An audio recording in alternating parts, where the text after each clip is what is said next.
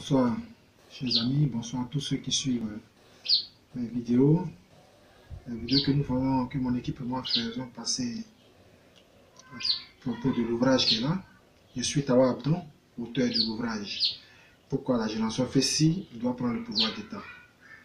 En sous-titre, c'est la Côte d'Ivoire à la recherche d'un nouveau leadership politique. Aujourd'hui, je vous présente la 5e partie qui a pour titre Côte d'Ivoire, l'ultime chance. Aussi en 2 chapitres. Le premier chapitre, c'est la marche héroïque de la Fessi en images. Et le second chapitre, c'est l'appel de KwaZulu-Natal. Alors, comme je vous l'ai donné dans une vidéo précédente, l'état d'esprit dans lequel j'ai écrit la dernière partie de mon ouvrage, c'est avec la pensée de Frantz Fanon. Cette pensée qui nous a toujours accompagnés dans nos différentes luttes. Nous avons hérité cette pensée de nos anciens. Nous l'avons certainement léguée à tous ceux qui sont venus aussi après nous. Alors, c'est chaque génération doit, dans une relative opacité, découvrir sa mission, l'accomplir ou la trahir. C'est dans cet esprit que j'ai abordé cette 5e partie. Nous sommes une génération qui avons mieux appréhendé notre mission. Nous l'avons accompli, nous l'avons trahi. C'est une interrogation, mais à mon sens, je crois que nous avons bien fait.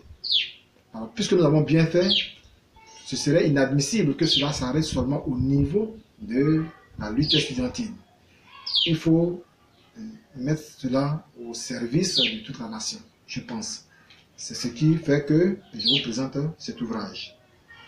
Alors, ici, j'ai rassemblé beaucoup de photos qui m'ont été envoyées par certains camarades qui voulaient m'aider dans la réalisation de cet ouvrage. Donc, j'ai placé les différentes images par promotion, par génération, donc depuis Aipo jusqu'à maintenant, jusqu'à nos jours. Donc, j'ai disposé toutes ces photos par génération. Vous pouvez les voir dans l'ouvrage. Ça commence à la page 117 que vous voyez là,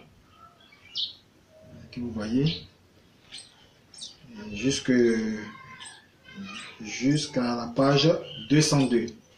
Donc j'ai rassemblé vraiment toutes les images pour montrer comment est-ce que ça a été vraiment héroïque de braver toute cette pression. Alors donc il faut voir, c'est vraiment intéressant. Et le dernier chapitre, c'est l'appel du KwaZulu-Natal. Le KwaZulu-Natal, chez nous, c'est la cité de Yopougon. Ça a été une cité mythique. Alors, c'est pour cela que j'ai pris ce chapitre. Puis, c'est-à-dire que l'appel que je le fais en m'appuyant sur tout ce que nous avons connu à partir de la cité de Yopougon. Donc, tous les anciens qui ont fait la cité de Yopougon, je pense que vous devez véritablement vous reconnaître en ce que je suis en train de dire. C'est l'appel de KwaZulu. Je crois que en l'entame de ce chapitre, j'ai relevé l'appel du général de Gaulle qui a abouti à la France libre. J'ai aussi fait référence à l'appel en Côte d'Ivoire, ici, pour ceux qui sont en Côte d'Ivoire, l'appel de Daoukro qui marque le rassemblement de la droite. Je pense que, puisque toute cette génération, de mon point de vue, dans l'ouvrage, a échoué, n'a pas pu atteindre un objectif, l'objectif que le peuple de Côte d'Ivoire attend depuis lors, alors il faut un autre appel, il faut une autre génération, il faut montrer autre chose. Donc, d'où l'appel de KwaZulu-Natal. Tous ceux qui ont été dans cette lutte depuis 1990, la lutte estudiantine, qui sont arrivés sur le terrain politique, je vous appelle, j'appelle toute cette génération. J'appelle tous ces étudiants qui ont été témoins de toute cette lutte, qui ont vu, qui ont bénéficié de la lutte que nous avons menée en milieu universitaire.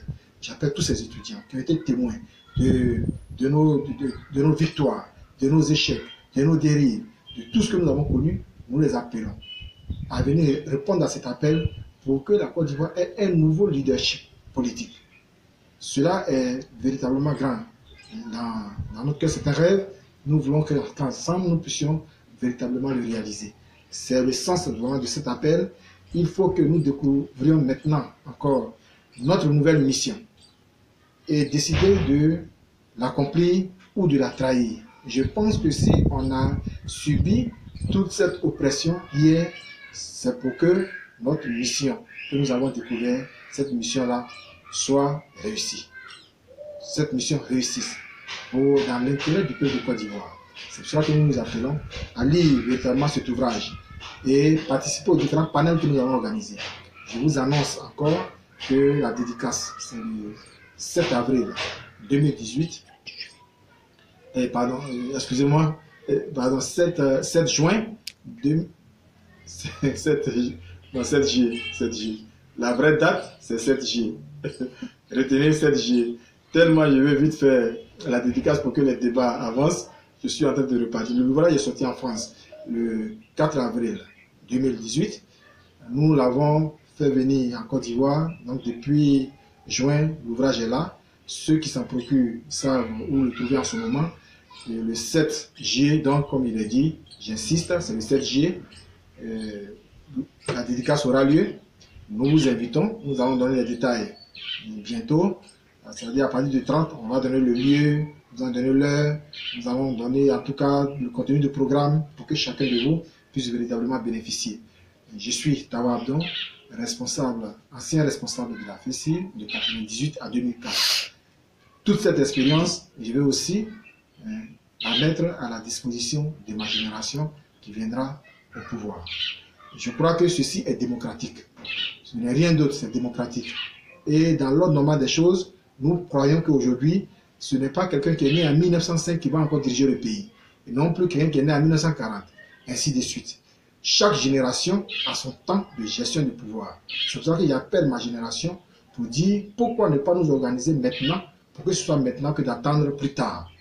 C'est la raison de cet appel, c'est démocratique et je souhaite que cela soit su dans l'esprit dans lequel j'ai écrit cet ouvrage. Je vous remercie.